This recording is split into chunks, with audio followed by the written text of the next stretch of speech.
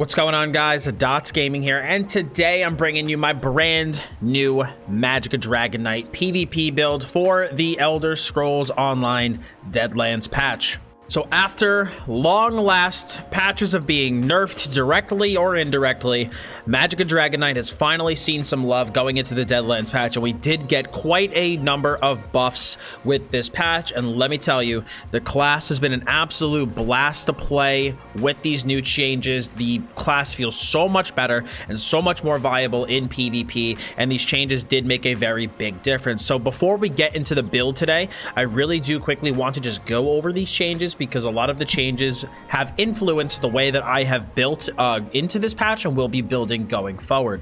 So as we can see here on the screen, there were a number of changes to the Dragonknight class. Let me just zoom in a little bit. So our first change, one of the biggest ones, was to combustion. So combustion got doubled, going up to 1000 magicka, up from 500, but we also added an internal cooldown of 500 milliseconds to each effect, so it's a half second. So basically you can't get in like a simultaneous procs of combustion anymore, so there'll be no longer the triple engulfing flames get, you know, magicka back for each. You're only going to get one source of magicka back in that instance because of that internal cooldown.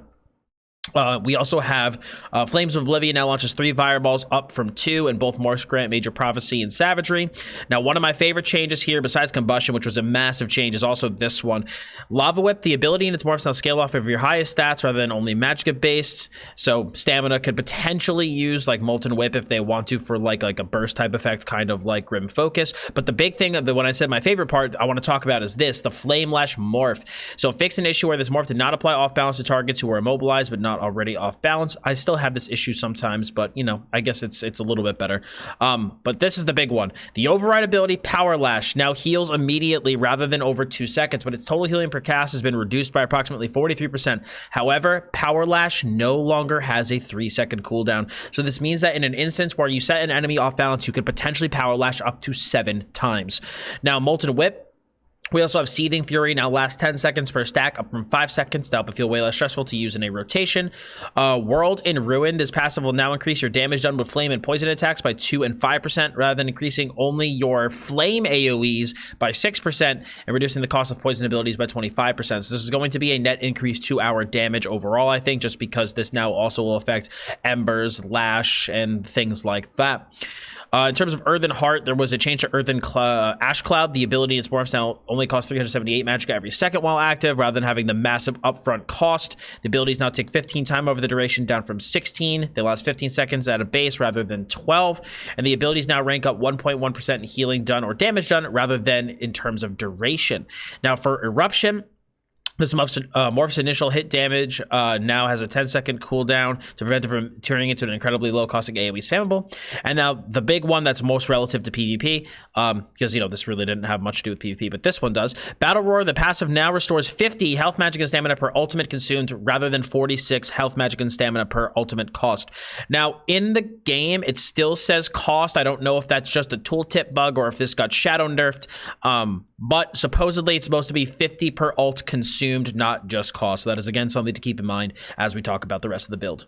But guys, before we get into the build today, I do just want to talk about a sponsor that I have for my channel and an affiliate program I'm a part of, Advanced GG. So Advanced GG is an energy supplement type of company that has 3 primary products: Focus, Energy, and Chill. And they're all appropriately named. The Focus and Energy products are mainly focused on giving you more energy and helping you feel more awake during the day, with a vitamin blend, caffeine from green tea, and some other great supplements in the tubs that, again, just make you feel awake and give you a nice, calm energy.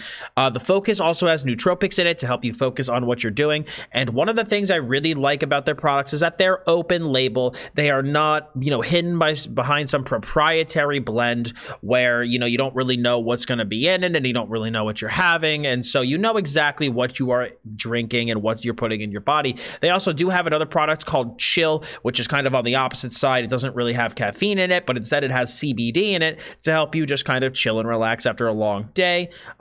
And I use all 3 of their products myself. Absolutely love them. Highly recommend. You can also get these new cool glow-in-the-dark shakers, which I think is pretty neat for Halloween. So you can feel free to check that out as well.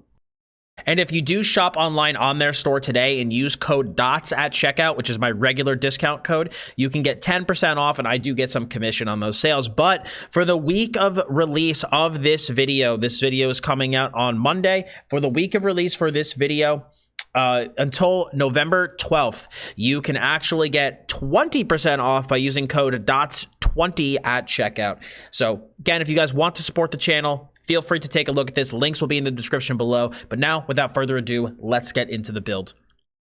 All right, guys, I did just want to apologize for having a bit of a longer intro than usual today. I just really wanted to cover the Dragonknight changes, especially because they are very dramatic and they drastically influenced how I built my character, and it's going to be a lot of what I talk about today. This is going to be a very long build video because there's a lot to talk about, but if you guys do just want to take a look at this build at a glance, you can see a written version in the description below. But if you do want the the big in-depth discussion on what we're doing and why we're doing, stay tuned because we're going to talk about it. Now, but like I always do say, guys, this is just what I like, what I use, and what works for me. If you want to run something else on your magDK, go right ahead. This is just what I've been finding success with, and I have been enjoying quite a lot. So kicking things off with our first set, we are going to be putting it back on after a long time. 2 pieces of blood spawn. So this will give us a line of stamina recovery, and when you take damage, you have a 6% chance to generate 13 ultimate and increase your resistance by 3,600 for 5 seconds, and it's going to occur once every 5 seconds. So I have blood spawn back on the build. I do think it is a really, really solid set to use this patch. The stamina recovery, of course, is always going to be welcome, even on a Magicka Dragonknight, because we do block quite a bit. So having the additional stamina recovery while we're not actively blocking is going to help us recover nice and well to get our stamina back up. But this ultimate generation, this patch is really, really good. Battle Roar is very, very strong right now, and so being able to generate a lot of ultimate gives us a lot of effective sustain, and so blood spawn is good for that. Plus, of course, the damage mitigation from the resistance is always going to be welcome because time to kill is still pretty low. Things are, people can still deal a boatload of damage really, really fast. So having the extra tankiness for blood spawn, of course, is very much welcome. Now, my front bar 5-piece on the build, to no one's surprise, is going to be Burning Spell. We've been running BSW for a really long time, and I'm a massive fan of this set. Line of Magicka, line of damage, line of crit chance, and when you deal damage with a flame damage ability, you apply the burning status effect to the enemy and increase your weapon and spell damage by 490 for 8 seconds, once every 12 seconds. Now, the great thing about Burning Spell Weave this patch, and part of what I really like about it, is the fact that it applies the burning status effect. In the past, that was always just kind of like, oh, a nice little extra thing, that's pretty helpful, whatever. But that actually gives us a ton of sustain right now. Assuming that you do proc this every 12 seconds, which if you're actively in combat, you pretty much will be, this 5-piece also, in addition to the 490 damage, effectively gives you 166 Magicka recovery, which is more than a line of Magicka recovery that you would even get off of a piece of gear, and it rivals the amount of recovery you get from an enchant. So extremely good set. This patch gives a very well balanced profile of both damage, sustain, healing. It's just a really, really good set, and I highly recommend front barring this. Now, my back bar set this patch is actually going to be Daedric Trickery. Line of health, line of stamina, line of Magicka, and when you deal damage, you gain 1 of 5 random major buffs for 21 seconds every 9 seconds. Expedition, Protection, Mending, Heroism, or Vitality. These are all fantastic for the Dragonknight. I just noticed my screen's a little messed up. Let me fix that. Sorry about that. These are all really, really, really good effects for the Dragonknight. Expedition is going to probably be the least useful out of all of them, but it's still helpful to allow us to be able to kite and move quickly outside of our mist form. It is still nice to have that little bit of extra speed, so I don't have to always burn that Magicka to move at a decent pace. Protection is the big one that we like the most. That's 10% damage mitigation. Really, really, really going to be a huge part of our defensive prowess. But on top of that, we also do have Mending and Vitality, which give us either healing received or healing done. Massive increases to those, which means that our coags, our cauterize, is going to be healing for a ton, whether or not we have one or both of them procced, and especially if it's paired with protection. Oh my god, your defense, you are going to be tanky as hell. It is really, really, really strong. And then heroism is going to be really nice for that extra sustain. You are going to be pumping out ults when heroism is procced, especially when You combine that with the amount of ults that gets gen from blood spawn, you are going to be ulting a lot, and you're going to have a lot of sustain during that period of time. Now, in the past, I've never really been able to run Daedric Trickery on the Magicka Dragonknight because the thing is, the class was pretty weak. You needed to try to go and find stats for sustain, damage, defense. Like, you had to basically try to get all of these things from all of these places. Otherwise, you'd be so weak in one of those departments. But now that we actually have decent sustain built into the class, I really don't have to worry about it all too much. And so I'm able to really focus on getting other buffs and other things from places that I want, and I can get these extra power bonuses because I don't need the stats at a base to even make my class, you know, feel acceptable to play. So Daedric Trickery, it's a really, really big boost to the class. It gives a lot of capability, and the reason I like it is that it's back barable. We don't need to have this on both bars. And so because we can have a front bar 5-piece, a back bar 5-piece, we can not only also fit a monster set, we can fit 2 1-piece bonuses. So we do have the 1-piece trainee for the extra health. And on top of that, we still run Magicka for the extra 16% damage done. My crit on my front bar is still very low, only 17%. And especially, I think, for a Flame Lash build, which is what I run, I'm not going for big crits, big bursts. We're going for the rot, the pressure-based gameplay. And so because of that, it's better to get the flat damage increase on your dots and on your Flame Lash than go for a crit build where I think that would be more suited to a Molten Whip kind of play style. So Magicka is still very, very good. Does not dampen our defensive crit at all, which is where our crit is highest, 26% on that back bar. And so that doesn't affect our heals. And plus, man, let me tell you, crit coags with either Vitality, Mending, or both proc is absolutely insane. So, you know, really good. And so we still get the defensive crit, which is great. Now, in terms of the traits and weights and all that stuff, it's pretty much set up the same way I've always set up my magDK. We're going to have triple prismatics on the body. We're going to have 4 Magicka glyphs, and we are also going to be running a 3-3-1. This is 1, 2, 3 heavy, 3 light, and 1 piece of medium. We are running, I believe, 4 pieces of impen, 1, 2, 3, 4, 2 sturdy, and 1 reinforced on that heavy chest. We are running triple arcane, 2 spell damage, and 1 Magicka recovery. This is going to be our only source of sustain in the build. Outside of being a Breton, you do not need a lot of Magicka recovery anymore as a Magicka Dragonknight. 900 feels more than enough for me in both CP and non-CP. So you really don't need more than this if you play a Breton, but we're going to discuss the racial choices a little bit later. We're also now running a sharpened Burning Spellweave Inferno Staff with a Berserker glyph on that front bar. And on the back bar, we are running a defending sword, a sturdy shield that's magic enchanted, and I'm currently using sorcery draining potions. This gives me minor sorcery on my back bar. And the reason I decided to go for these is because without this poison, with continuous attacks in Cyrodiil, you crest well over 6,000 weapon damage, or spell damage, excuse me. And so because of that, the sorcery draining poisons are only going to push you even higher, and you're going to deal even more damage. So the damage just coming out of this build is crazy on the spell power front. So I think getting that minor sorcery from this is great, and plus the minor cowardice is helpful too because it kind of gives some defensive bonus. But if you feel like you're having trouble sustaining, I highly recommend going with the Drain Magicka poisons in order to give you that like 400 and like 80 Magicka recovery about. So you can rock that as well if you're having trouble sustaining. Now, in terms of skills, our first skill is going to be Flame Lash with an unbuffed 10.6k Flame Lash tooltip. Look at that tooltip, man. That's with nothing procced, just standing around, just 10.6k. It's pretty crazy. So if you strike an enemy that's immobilized or stunned, you set them off balance. Targeting an off balance or immobilized enemy changes his ability to Power Lash, allowing you to Flame Lash at half cost, dealing 12.5k damage and healing you for 8,400 health, and this will scale your highest offensive stats. Flame Lash is really strong right now. It's really, really, really nice. You are able to just do it over and over and over again. It's a lot of additional pressure because you are increasing that tooltip by about 2,000. But the cool thing is that you're getting that healing every single time you hit this button. And if you have Mending or Vitality procced, you are not taking damage. Like, you are going to be healing for so much. It's really, really, really strong, and I definitely recommend this. This is my favorite playstyle personally, the Dot'em and Rod'em Flame Lash playstyle, by far my favorite. I think it suits the Magicka Dragonknight and its playstyle extremely well, and it's personally what I am a much bigger fan of over Molten Whip. Flame Lash just allows you to stay offensive, even in cases where you would need to go defensive. I mean, the cool thing is that in other builds and other playstyles, you know, let's say you're getting to 30% health, a lot of times you're not really going to be going offensive. At that point, you go, man, I gotta be defensive right now, or I'm gonna die. But the cool thing with the magDK is that you can stun someone to a fossilize and start flame lashing them and start getting healed, and you don't have to specifically turtle. And so I think Flame Lash really promotes that kind of play style, and I like it a lot.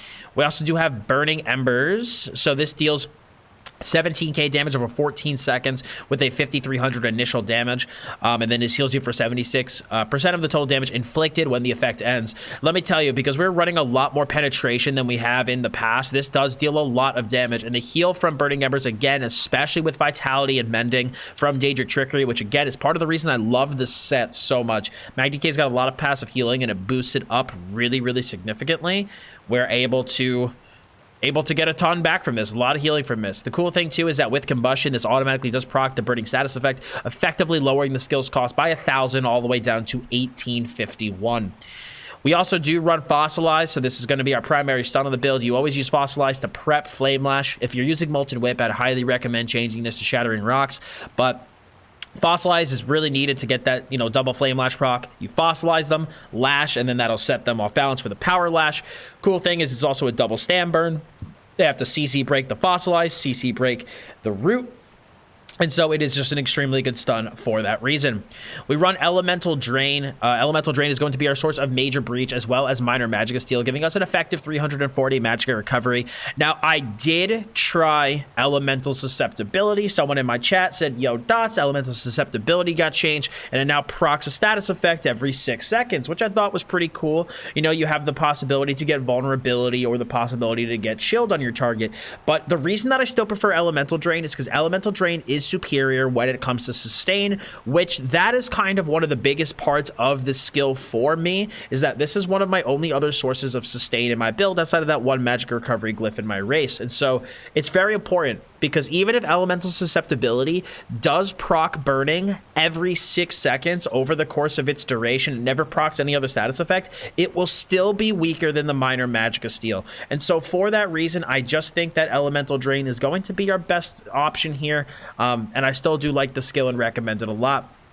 We also have Engulfing Flames, about 6,900 initial flame damage tooltip with an additional 13k over 14 seconds. And then this also will boost our flame damage by 10% on enemies afflicted by this. So very good skill. This is just another damage amp we have in the build outside of our pen. So it's just a way to boost our damage up even more, get that Flame Lash, that Embers, and that Leap hitting even harder. And speaking of which, we have Leap on the build, 16.7k initial tooltip, just totally on buff standard around. This is going to knock enemies up and back, stun them for 2 seconds, and it's going to give us a hefty shield, a hefty shield. Oh my god, the shield feels great right now. It's been super nice for me. 31k about tooltip on that shield for 6 seconds. This will scale with your max health. Because I run Trickery nowadays, Trickery gives that extra line of health, which is super valuable. Oh, excuse me, not because of Trickery. Because I'm able to run, well, Trickery on the back bar and BSW on the front bar, that allows me to run one piece of Trainee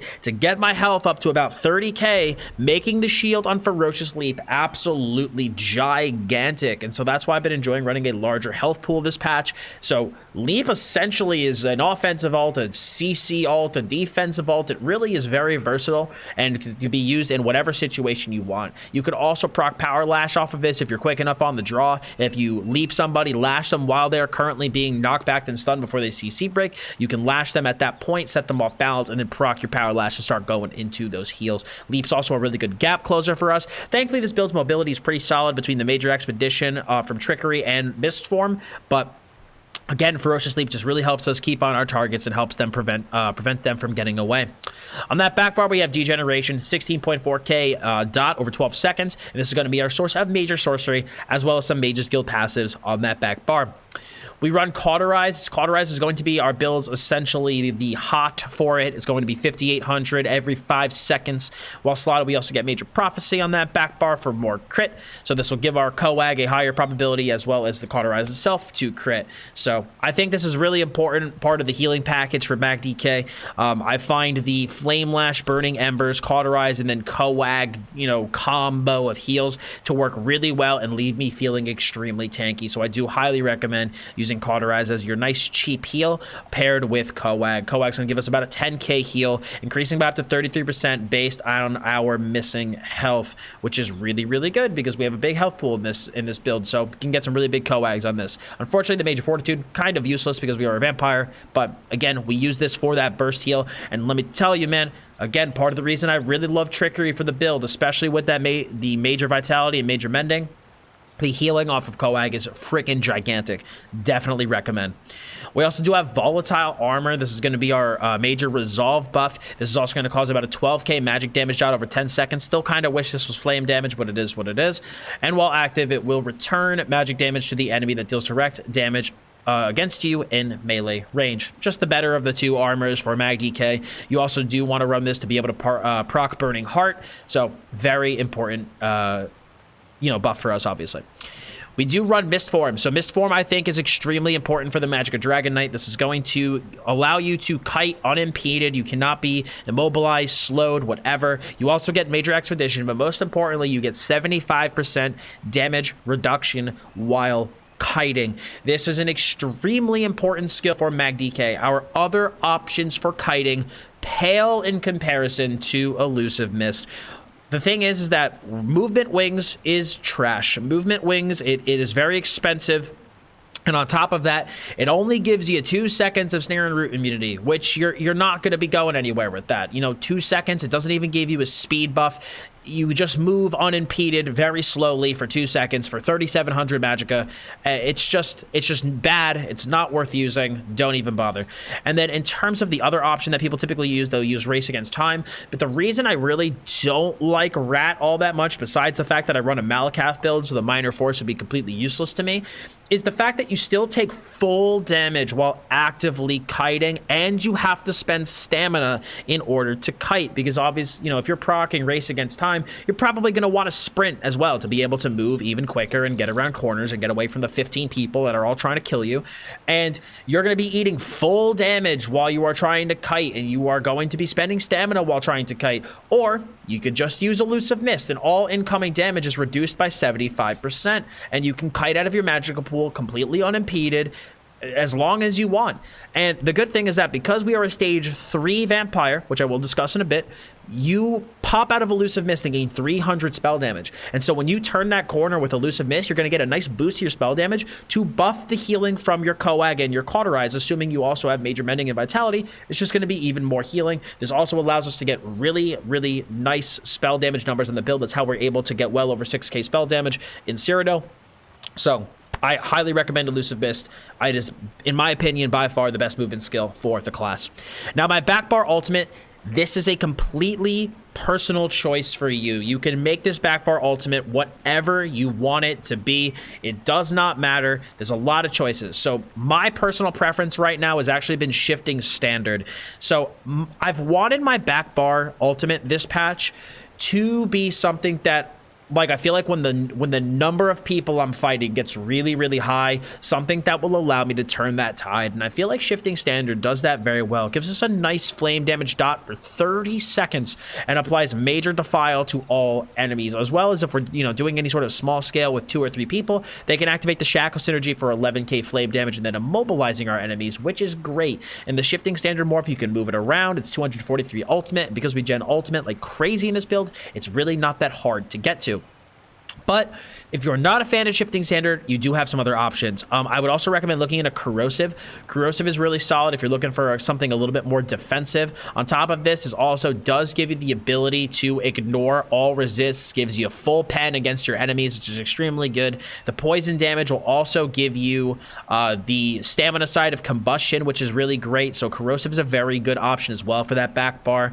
I also can possibly recommend the Spell Wall morph from the Sword and Shield to give you basically unlimited blocking. as well as reflecting spells from your opponents.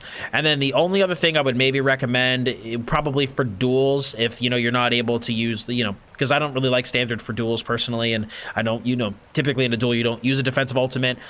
You can either go run corrosive, or you can also run temporal guard. Still not a bad option. The 5% minor protection. I'm a little bit hesitant to run temporal guard though, just because now that minor protection is like a really low number, with the amount of percent amps that we have defensively between on death and between major protection, and the fact that percent mitigation is multiplicative, you don't really get a lot of benefit from minor protection all that much right now. So I tried it at first, and, you know, the tankiness difference didn't really feel all that much between temporal guard and other things. So it's not a bad run if you want to get a little bit more extra tankiness and you don't want another run another ult on that back bar. But personally, I would recommend one of the other ones that I have talked about here. My personal preference, though, again, in general for Cyrodiil and for Battlegrounds, though, is going to be that shifting standard. Alrighty, so now that we have discussed skills, let us move into our stats. So our front bar stats, we're going to be rocking 34k maximum magicka, 30k maximum health with over 20k stamina. On the back bar, that's going to go up to about 37k maximum magicka. Magicka recovery is only 911. Now, I promise you this is enough. Whenever I run really low recovery on my builds, I always get somebody in my comment section that says, Dots, there is no way you play with recovery that low. Part of Magicka Dragonknight's skill cap and the skill to the class is being able to play with drastically low magicka recovery and relying very heavily on ultimates, potions, and other sources of effective recovery outside of the stat.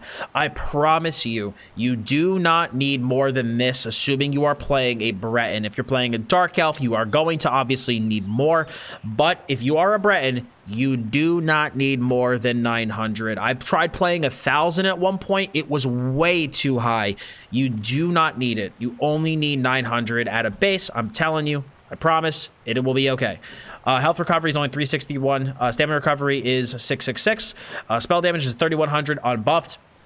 We have about 6,700 unbuffed spell pen. Once we get our major breach up, that's going to get up to nearly 13k. Our resistances on our front bar are 19.2k spell, 14.7 physical. On the back, that goes to 22.6 spell and 18.1 physical, with about 1,800 critical resistance. Now, our Mundus stone is going to be the apprentice. Now, I highly recommend you go sharpened on your staff and the apprentice for the Mundus stone, and do not go nern-honed on your staff and the lover Mundus. It is less stats overall than if you do apprentice and sharpened. So apprentice is going to be our Mundus of choice. We use the Bewitched Sugar Skulls tri-stat food for the build, and I cannot believe I'm saying this, but we are a stage 3 vampire for Undeath and for Strike from the Shadows.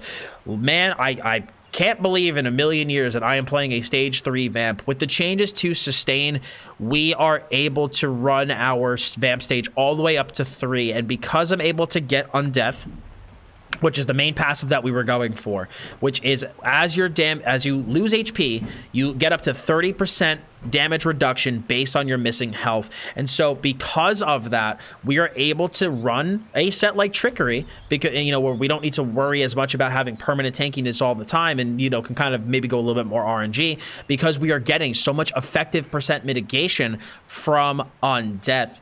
And it's just, again, these sustain changes that happened with the patch is what allowed us to run that stage 3 vamp. But I do believe that a reason that I can run stage 3 vamp with really no problems is because I am a Breton.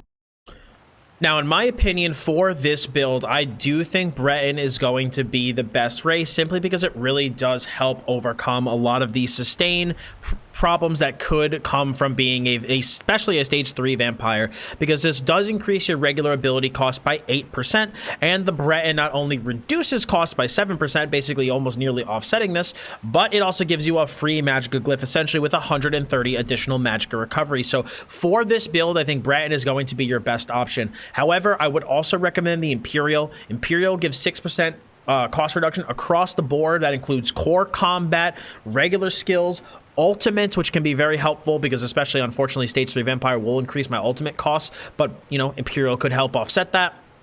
But if you do choose to run the Imperial, I highly recommend, instead of running the triple prismatic, only run magicka glyphs on your body. You are not going to need prismatic glyphs.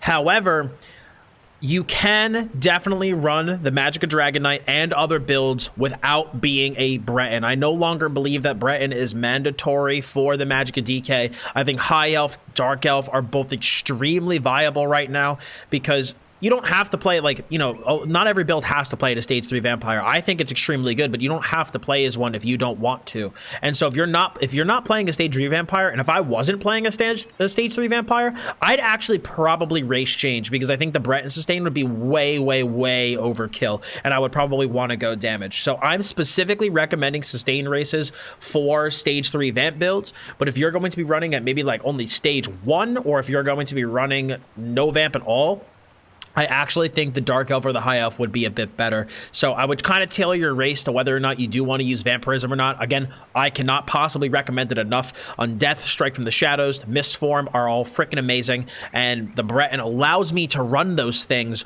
with 0 impact on my sustain. So again, do recommend it for those reasons. In terms of potion, I just run regular old tri-stat pots. Tri-stat pots, best pot for magDK. I churn through these like they're going out of style. I also do recommend keeping on you some Corrupting Bloody Mara in order to rank up your vampire all the way up to stage 4, and then being able to rank it back down with the Purifying Bloody Mara so that you always make sure that you are at a stage 3, because that's where you want to be for all of your passives. Now moving into our champion points. Champion points pretty much have not changed from what I've run in the past. We are still running Deadly Aim, single target damage increase. This also does include all damage over time effects.